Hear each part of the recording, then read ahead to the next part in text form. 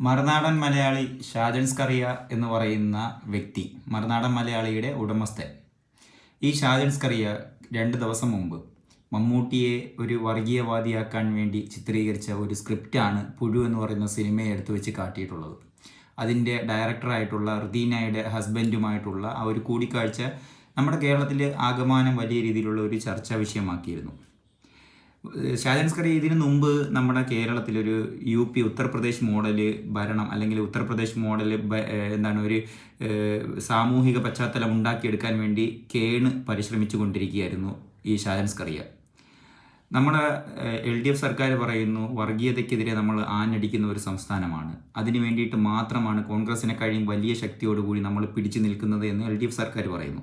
എന്നിട്ട് എന്തുകൊണ്ട് ഇത്രയും വർഗീയതകൾ തുപ്പിയിട്ടും ഈ ഷാജൻ സ്കറിയയെ പോലുള്ളവരെ പിടിച്ചകത്തിടുന്നില്ല? ഇത്രയും ഭരണം വരെ കയ്യിലിരുന്നിട്ട് എന്തുകൊണ്ട് ചെയ്യുന്നില്ല?